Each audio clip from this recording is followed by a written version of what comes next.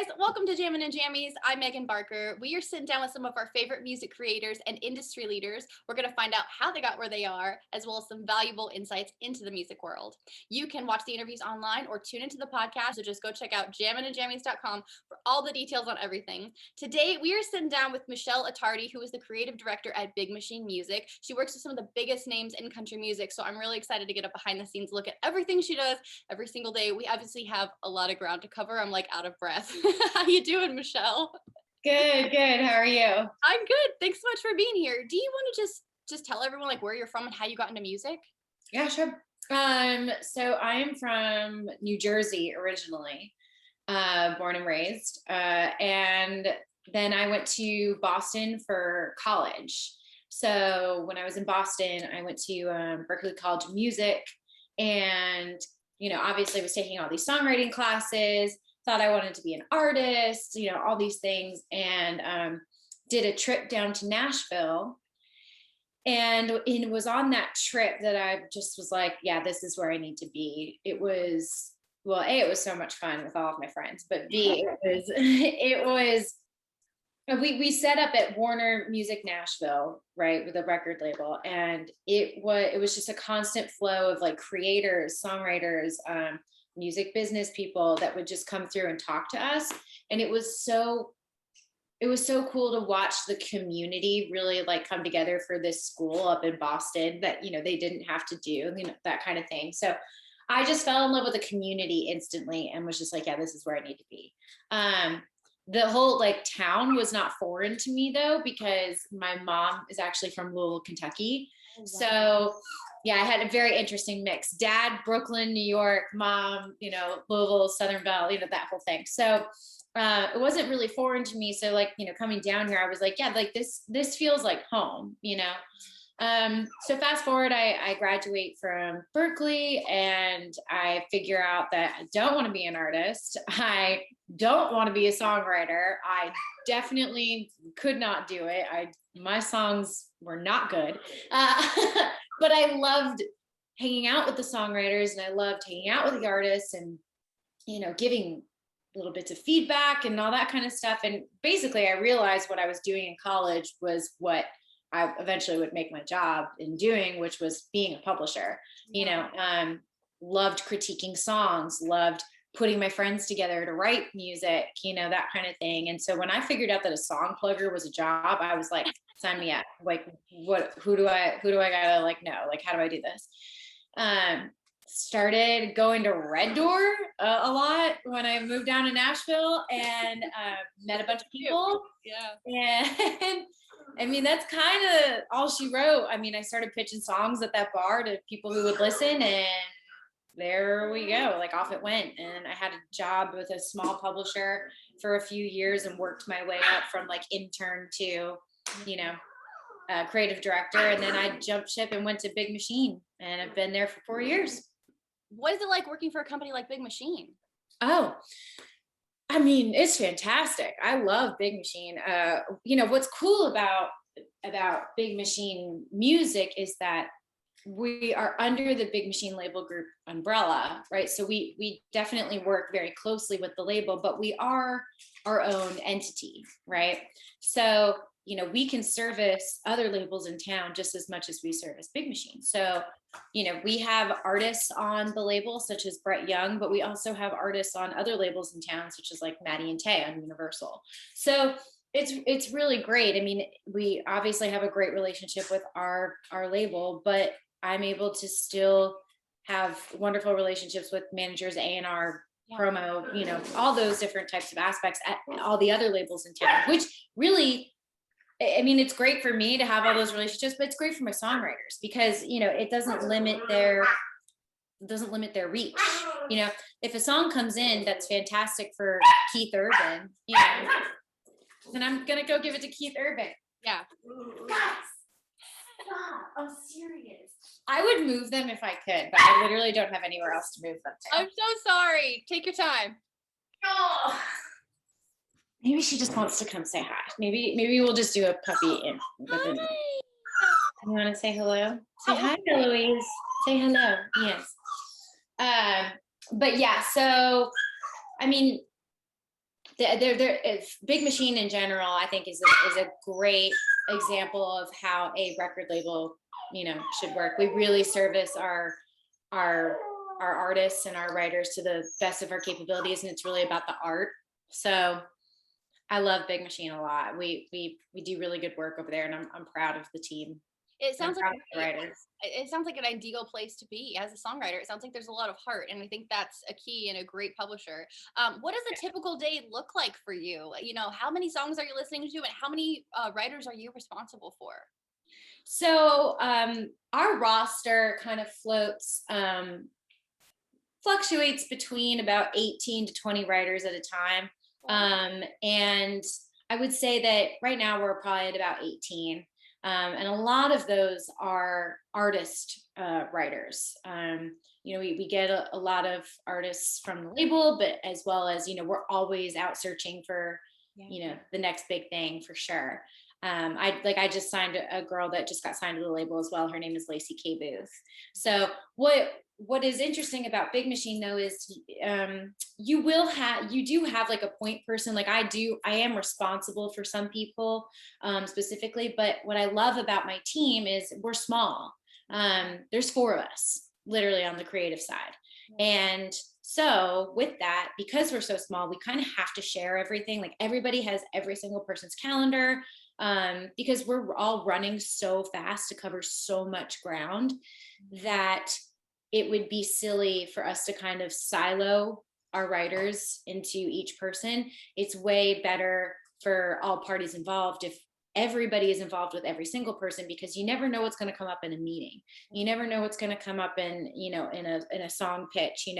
My counterpart is Alex Heddle. He's the other plugger. And, for the girl that I just signed, Lacey K. Booth, it would be silly for him not to have her calendar or, know anything about her or anything like that, because what if he went into a pitch and her name came up, and, he needs to be just as informed, in my opinion, as I do about the entire roster. So we're a little bit different than other companies in that respect. I think that it ends up working out for the better. Yeah. So, there's just more opportunity, more conversation, more flow, the whole time that you're a writer at our company. Well, that actually leads me into my next question, which is about artists versus writers.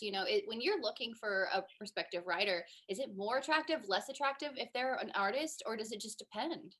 Oh, totally just depends. I mean, it just depends on, what's your end goal? Yeah. If you want to be an artist, tell me up front. Yeah. Oh, and it's okay if you're in it for the long haul of it. Like if you're an artist, but you're really focused in on the writing aspect first, like if the artist thing happens, that's great, but I really want, to make my name as a songwriter first. That is totally fine. Whatever your vision is, if I love your talent, I'm going to support whatever that dream is. You know what I mean? I'm always looking at artists. Like my roster is always open for artists. But I think I work with not just the best songwriters in country music. I think I work with some of the best songwriters in the world. Because again, we sign off of their raw talent. I don't sign off of how many cuts you've had. I don't sign off of, who you're writing with or whatever. I literally will just listen to your comp and be like, this is A-class work. And, this type of music is transcendent. And that's the kind of stuff that I look for. Well, it doesn't really matter. It just depends on what your end goal is. Yeah, well, I didn't mean to cut you off. It sounds like it's a gut thing, like when you like something, you like it. Absolutely. Yeah. I love your heart. I love your passion. You get excited when you talk about these songwriters and these artists that you work with. Oh my gosh. Yeah. I mean, listen, like we're so blessed to work in this industry. And, I feel like some days, you can get into the grind of it all and you can lose sight of it. But I mean, we get to work with artists and musicians and I get to listen to songs for a living. Like, are you kidding me? There's nothing to not get excited about, It's also something that I've wanted for so long. So I always knew I wanted to work in music. I didn't really realize what that job was until I got down here, right? But I always knew I wanted to work in music. So doing what I love, it'll put a smile on anybody's face, you know? Amen. Okay, so talking about new artists and new songwriters, Yeah, how what is your preferred method of people getting in touch with you? You know, I'm sure you get cold emails. I'm sure you've been meeting people on Clubhouse, which actually, guys, that's how I met Michelle and I stalked her. I heard her speak on Clubhouse and I was like, hey. But you know, I'm sure that managers and PROs are always sending people your way too. Do you have a absolutely. preferred method? Yeah, I do. My preferred method is definitely actually from my songwriters. Okay. So I there's nothing better than, you know, um, pre-COVID times, right? Like me going into the office and I'm working away, and then one of my songwriters runs into my office and it's just like, oh my God, I went to the listening room last night and I met this girl guy. Like, have you heard of so and so? Yeah. Like they blew me away, blah, blah. Like I booked a right. Is that cool? Like, this whole thing.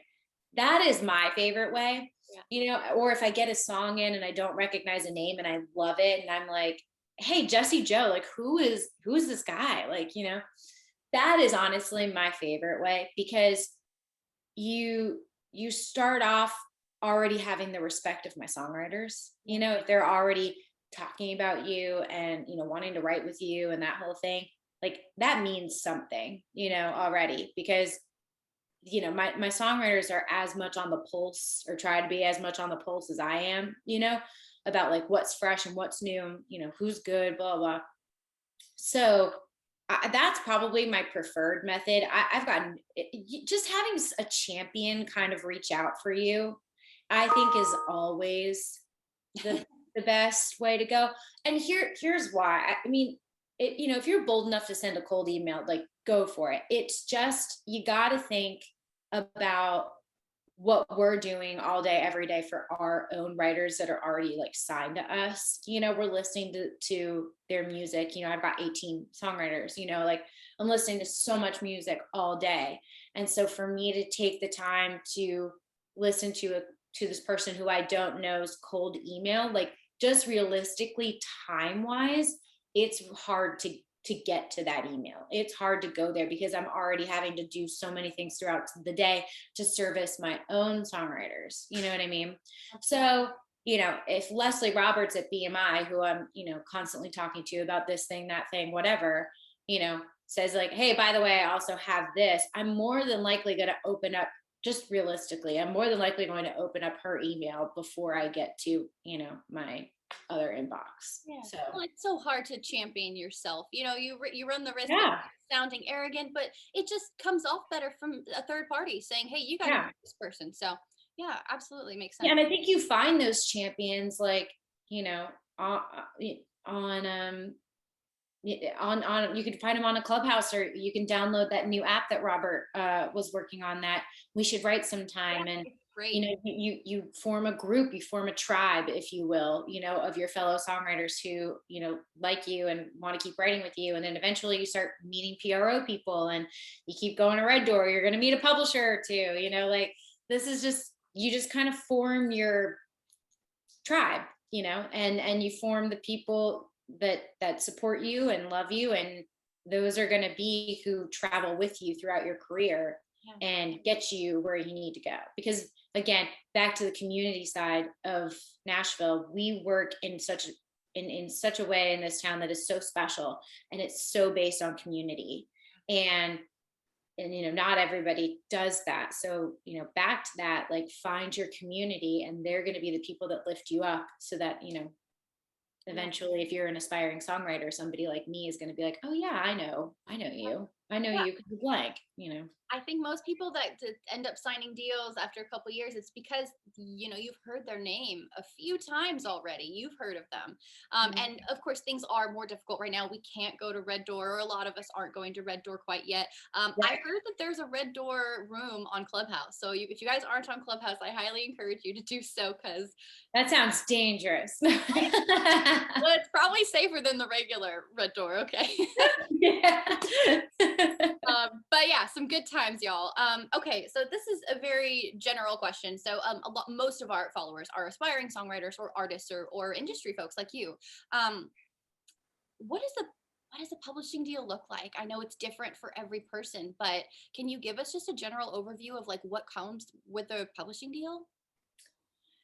Man, that is such a broad question, and I hate to say that it is so um it's so situational, but it is. Okay. I mean, not one deal looks the same, Okay. you know. That's good to know. Um yeah, not one, and it doesn't have to. I mean, there are, just general, you can have different types of publishing deals, as far as like, you can have an MDRC, or you could do a draw.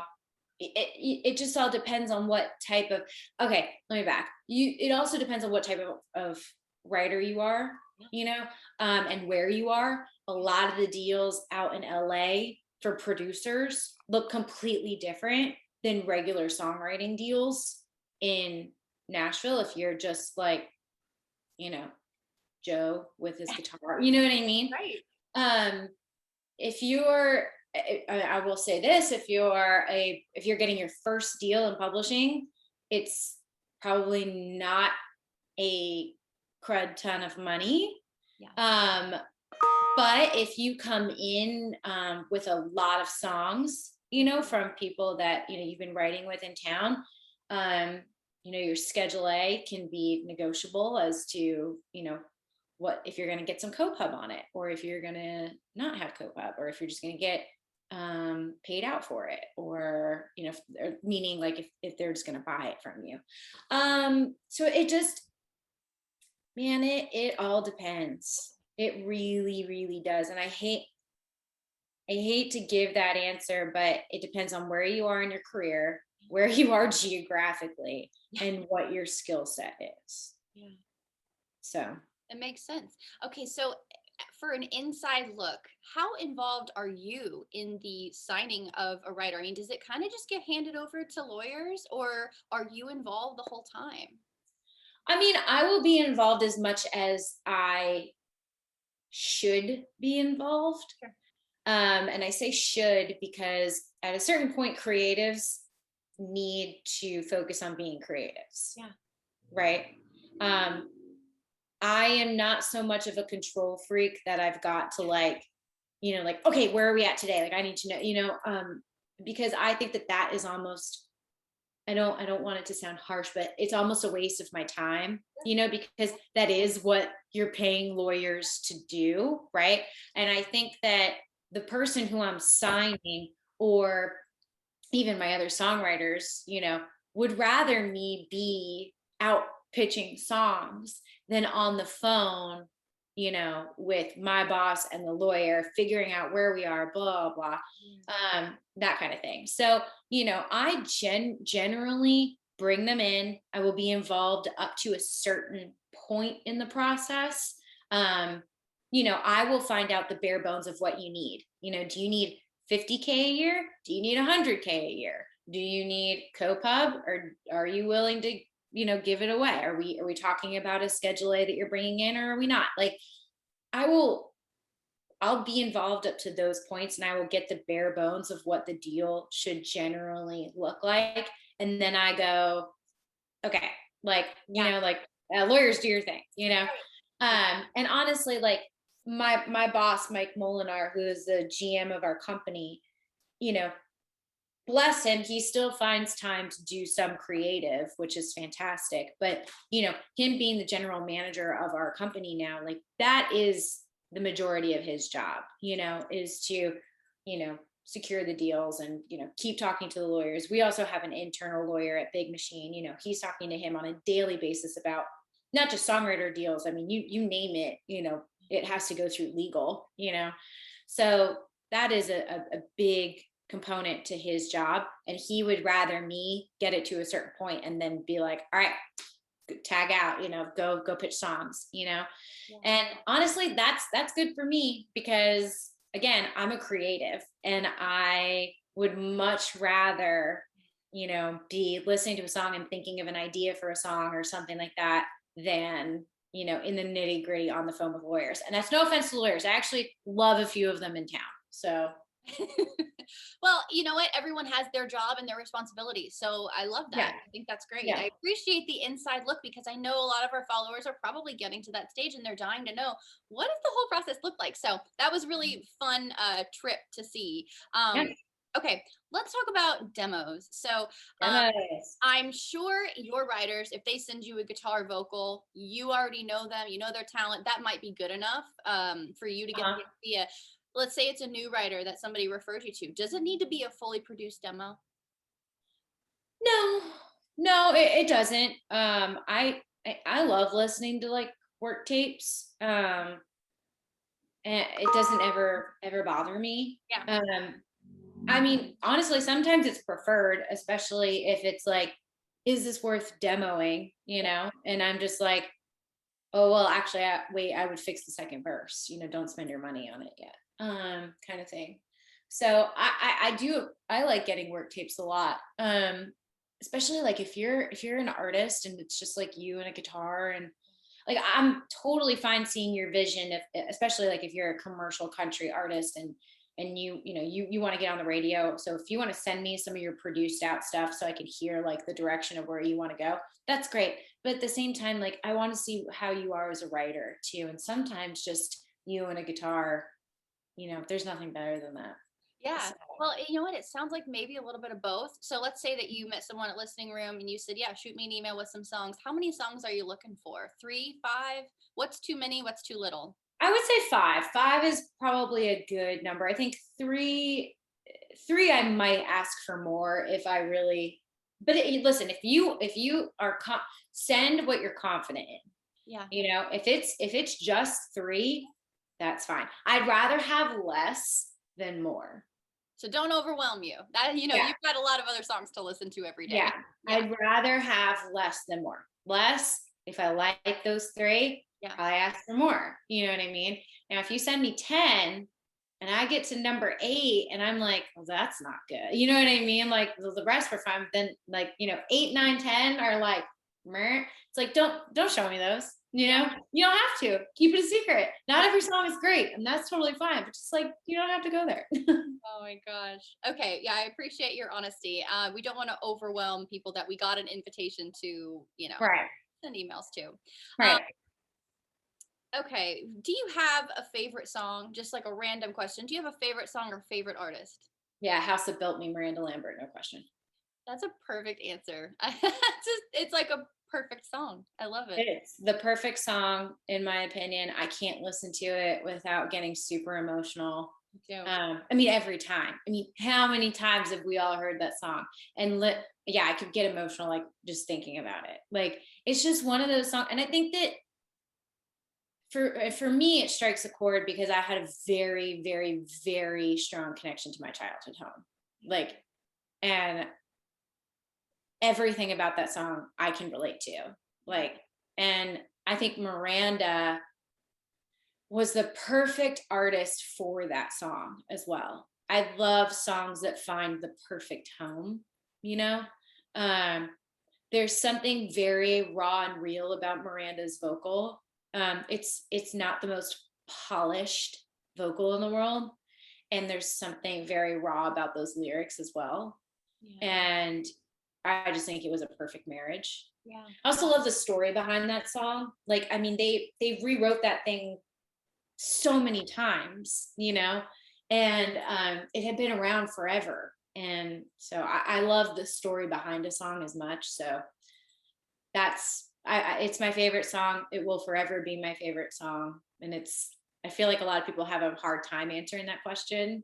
And for me, it is so easy. I love that. No. Oh God. Quarantine brain. I was going to ask you something and I completely forgot. I'll edit that out. Sorry. Oh God, no, you have to edit out like, I felt so bad when you asked me like, what's a roundabout publishing deal look like edit that entire thing out because it is so, like, I'm not trying to like go back. It is so hard to like put that into perspective because I know that the majority of your songwriters are like, or people that are listening here are like young. I felt bad because I was like, I really don't know how to answer this. Like so situational. Like I just don't know.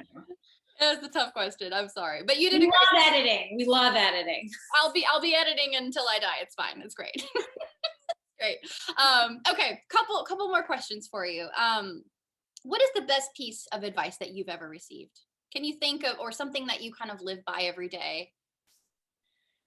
Well, I have a song lyric tattooed on my foot, and it's called "Don't," or it says "Don't stop thinking about tomorrow." And because I'm a huge Fleetwood Mac fan, believe it or not, I knew who Fleetwood Mac was before TikTok. I know, shocking, right? Me too. For the record, me too. Yeah. But anyway, so that's kind of something that I live by. Like, I love it. Kind of goes to my job too, like in publishing. What you do today, you probably won't see results from Yeah. for a year, you know You, so yeah. you kind of are always looking ahead in my job. And and this isn't like so much of like a like, oh my god, you got to stress out and like don't stop thinking about tomorrow. Like, it's not really that. It's more just like what you do today affects, you know what you do a year from now affects what happens 2 years from now, like that kind of thing. And like, just making good choices and planning out, a creative vision, like having a vision for yourself and executing upon that vision, whether you're an artist or a songwriter or a music business, executive. Like, if once you have a vision of what you want to do, go and execute, Yeah. you know, um, Absolutely. because you're not going to see it today. You're Yeah. not going to see results today, but maybe tomorrow, Yeah. maybe the next day, maybe a year from now. So, Yeah. I love that. And I love that it's tattooed on your foot. That's a great reminder every day. oh Um, yeah. I've been sitting down with a lot of people, industry songwriters, and a lot of people think that quote unquote like real country music, which just means more twang and less tracks, are kind of coming back. Do you feel like that at all? I think that there's always going to be a place for both, Yeah. you know? Um, you know, and I think that honestly it goes to like the artists that are going to keep getting signed. Like, I don't expect somebody like, there's this great new act on Warner. His name is Randall King, and Yes. he's from Texas. I don't expect him to be the type of guy who, grew up and is loving, you know, tracks. And he could surprise me and do that, and it wouldn't bother me. But I'm just saying, like, he is not somebody who I would initially, go that route for in my brain. And I I think that that's great. Like, he is more into the traditional elements of country music, and that's fine. And we're gonna put him on the radio. You know what Yeah. I mean? Like, that's great. But then, somebody who has the background of like a Kane Brown, or um, a new guy on Big Machine, Connor Smith or Sam Hunt. Like, if you look at their background of, how they were raised and what they were listening to, and that kind of thing, it makes sense for them to have these modern, you know, pop urban influences. And I think that that's fantastic. It's apples and oranges, really. I think It I love really both. is. I really do love both. I love both. I think that there is a place for both styles, especially like when you're listening to the radio. I think there's a place for both. I think that the more traditional leaning, Randall Kings of the world will always have a place on country radio. But as genre lines start to blur more and more and more, because of how people are finding music and listening to music digitally, on DSP platforms, I think that you will start to hear more and more outside influences from urban, pop, Latin. Like, you will start to hear all those types of things on the radio on a country station, because there's going to be more and more artists that are influenced by that music, that are growing up with those types of different sounds. The kid from Texas can listen to George Strait and listen to, the new Miley Cyrus record, and that would not be weird. That would not be weird. That would be, he went on a Spotify playlist and it was all there. Do you know what I mean? So I think that there is a place for both. I think that for a while there, we got a little obsessed with tracks, so it's nice to hear a little bit of the more organic things, float back through, but it's a pendulum. It'll swing both ways, but there will always be room for both. I think so too. I think that was beautifully said. Okay, I want to ask you, we just celebrated International Women's Day. What does it mean to you to be a woman in this industry? Man, you got to be fierce and you got to be unapologetically yourself. Whether you're an artist or a publisher. I think that, just being genuine and not feeling like you have to apologize for who you are, and if you are bold and strong and opinionated, then be bold and strong and opinionated. That doesn't mean that you're a big B word, right. Yeah. And if you are more subtle and kind and caring, like, be that. That doesn't make you weak.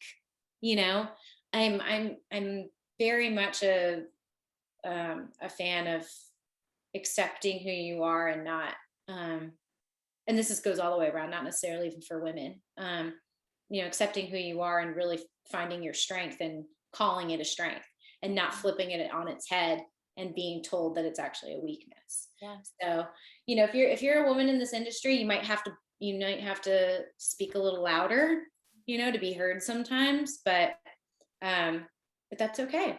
We'll just crank up the volume a little bit more. Oh man, what a soundbite we just got. That was beautiful. That was great. Well, but Big Machine, you guys have a lot of females on your rosters. So we do. Are you guys excited about it? It does seem like maybe there's some more female artists coming to the forefront and writers. Yeah. I mean, we will, again, this goes back to a question that you asked me before. I will always sign somebody off of their talent, male or female, I feel like some people look at our roster and they say exactly the same thing. They say, wow, you guys have a lot of females. And we're like, yeah. And they're badass, Yeah. I'll have 50 badass females, that can kick into the roster's butt, I don't care. What's funny is you don't look at rosters that are all men and go, wow, that's a lot of guys, Exactly. Yeah. And I'm very excited for the new wave of country females in music. My big thing, I've just always wanted, equal play. I've wanted equal playlisting. I've wanted just as much equality as possible. Yeah. And I think that slowly but surely we're going to get to that place. And I think it starts by people in positions like me just saying, like, to hell with, we already have 2 female artists on our roster. Yeah. So what? I got to applaud you. Yes, you are paving the way for people like me and I've a ton of other female artists in town that, do have to speak a little louder, like you said. So thank you, people like you. Do you feel like when you have a roster with so many women, I mean, do you feel like, do any of them maybe feel like a sense of competitiveness because they're surrounded by other females? And it does seem like there's only so many slots. I mean, maybe that's a weird question, but. No, I don't, well, I guess I would kind of be speaking for them a little bit, but I don't think that any of like the artists necessarily feel. Well, they're all different. They all are different. And again, like, I mean, all my females write together. So I love that. Yeah. Like literally, like Brandy Clark and Jessie Jo Dillon are like the best songwriting duo, in my opinion, of like all time. Jessie Jo wrote pretty much, half of Brandy's last record that's Grammy nominated, so all my girls, they hang out at each other's houses, Laura and Jessie Jo have been friends for forever, Lacey K. Booth and and I grab dinner all the time. Like, we're all just kind of a family.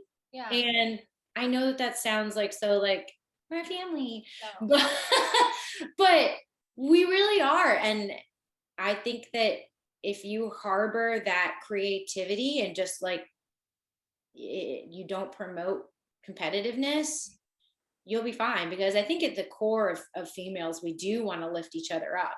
Yeah. It's when outside sources come into play that things can get a little Yeah. I iffy. think, yeah, when you feel threatened, I think there's a natural Yeah. sense of camaraderie. I love the way you phrased that. It's perfect. Okay, two more questions for you. Yeah. It's been a really tough year for everybody, but particularly artists and songwriters. And I saw a lot of people go home last year, and I don't blame them in some ways. It's been tough. You want to be in your family. My question is, what would you say to a writer that's been in town and they didn't get a deal within the first 2 years? It's been a little bit harder. Maybe they've had meetings, they can't get something popping yet. Sometimes these things take time. What would you say to them? Would you have any words of wisdom to just hang in there and kind of thing? Yeah. I mean, I would say don't put a time limit in your head. So, like, say your friend got signed in 2 years. Great for them. That was part of their path. That's also very quick, I will say. Two Right? years, that's pretty quick. Yeah. But, don't be like, oh my gosh, well, if I don't have a deal in the first 5 years, then I'm doing something wrong. That's not, that's not the case. Look at somebody like one of my favorite females in country music right now, Haley Witters. Yeah. She was here for like 10 years, something crazy like that. Actually, yeah, 10-Year Town. She wrote 10-Year Town with Brady Clark. And I mean, she was here forever. And just maybe the one person who was supposed to notice hadn't noticed yet. And it didn't stop her. And she went and did her thing, never gave up. And look at her now. Like, she's having a bunch of features with Little Big Town, and she's over at Big Loud, and she's got a great management team. And, so all that to say, like, don't put a time limit in your head, and just keep on your path, keep with your vision. If you see a vision for yourself, go for it. Don't let anybody stop you, because you'll always regret it. Honestly, Yeah. you will. So just keep going. Yeah, I love it. Okay, one more question. Yeah. What is the most exciting moment that you've had that comes to mind? Something exciting that happened to one of your writers, or for you, something just that Oh my ignited God. something in you? Oh my gosh. Okay, we've had a lot. This is hard. Well, pick a couple if you don't mind. Uh okay, well okay, well, last year, it being COVID and 2020, crazy. Um we actually had our biggest cut year at Big Machine. That's and amazing. and I remember getting towards the end of the year being like, oh my gosh, are we gonna pass our record? Like, are we actually gonna do this?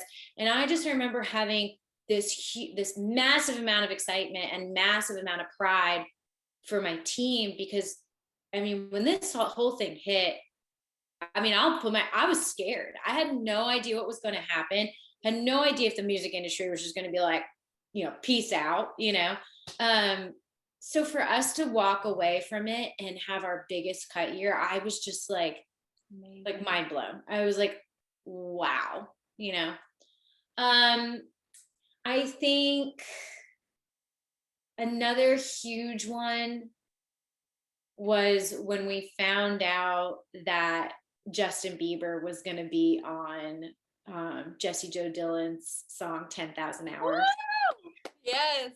That was a surprise to her, to us. Dan and Shay did a great job of keeping that under wraps and surprised Jessie Joe in LA with a pair of headphones that was like, hey, do you want to hear our song?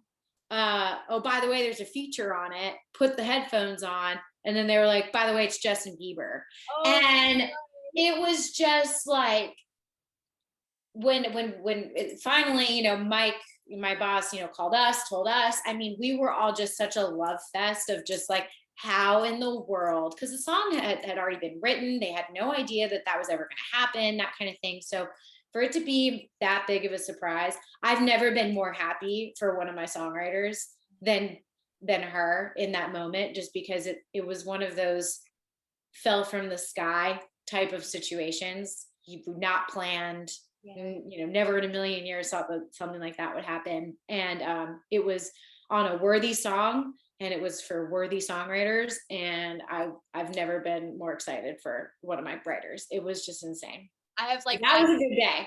I have like heart flutters just imagining it. So it must have been so amazing. And you know what's great about the music industry too is like you're so excited for your writers, but it was such a big day for all of you because it's not one person that makes these things happen. It's a team. So that must have been such a wonderful moment. Thanks for sharing. Yeah, it was. It was a great moment. So yeah, I think that's probably, those are like the two that I can just like think of off the top of my head. That's amazing. Well, that's actually a perfect place to end, except I forgot there's a question you just made me think of that I should have asked you. So one more question. Yeah, no, you're fine. You can ask away. How many songs do you think get cut that the artist is not a writer on now? For our songwriters out there, you know, they recommend that you just be in the room with the artist nowadays for cuts. So how many are outside? So, you know, last time I checked, which was at some point at the end of last year, I think the chart was like 70, maybe it was 60-40 in comparison to like co-written songs to outside songs. Now, Big Machine's a little different. Like we get a lot of outside cuts. And again, I think that's a testament to our songwriters. Just because their talent is so high that, you know, a lot of artists want to cut their songs, you know, outside songs. So I think that, I think our numbers are a little off with the rest of Music Row, but the chart wise, I'm pretty sure at one point at the end of last year, it was about 60% were co-written to 40% were outsides. So, you know, try to just, what I would recommend in that type of scenario is if your calendar could be about 60% writing with artists and about 40%, you know, writing with outside, you know, writing for outside pitch, then you're at least on target, you know. I would not just always try to add an artist just to add an artist. I don't do that for my songwriters, and I wouldn't suggest, you know, aspiring songwriters to do that either, because you're not gonna, sometimes you gotta like write what you feel right that day. And when you're with an artist, you're always gonna try to want to write what they feel and what they're trying to express because they're the artist. So sometimes you gotta just get stuff out. And so I would say just like check the chart. It's probably a little bit different now. I haven't really done that whole deep dive since the beginning of the year, but you know, just try to balance it, you know, in correlation to what the charts are saying. But that's perfect. I mean, just balance. It's great advice. But best song, I will say, best song will always win, you know. So keep that in mind too. You know, if for whatever reason you aren't clicking with this particular artist, like you probably have a song for him. Yeah. You know. Yeah. So best song always wins. Yeah. Well, I actually think that's a great place to end. I think you've answered so many wonderful questions that we all have, and you're so insightful and you're so passionate. And I think everyone is going to really love Big Machine music more than they did when we started this. So I thank you so much. Oh, you're so welcome. Thanks for having me and for allowing my little nugget to join for the remainder. Is he asleep? Oh, she is dead asleep. Yeah, finally settled. This is going to be our most popular interview because there's puppies. Right. I love it. I love it. Thanks so much, Michelle. Be safe, and we'll see you soon. Absolutely. Stay safe out there. I'll talk to you later. Bye. Bye.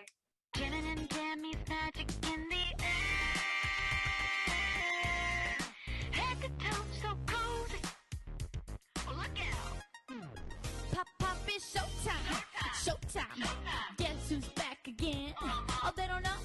Oh, they don't know. I bet they know as soon as we walk in. Wearing fuzzy things, candy rings, ain't PJ like a ourselves, we look too damn good to deny. At Frisky Oh, Frog. snap. I'm a dangerous girl with some footies on my feeties. Keep up! So many awesome hits around us, and we're gonna keep them coming. Keep up! Come on down to the frog, and we'll get you Jammie juice, and come on! Riders only. Put your candy rings up to the Moon. What y'all trying to do?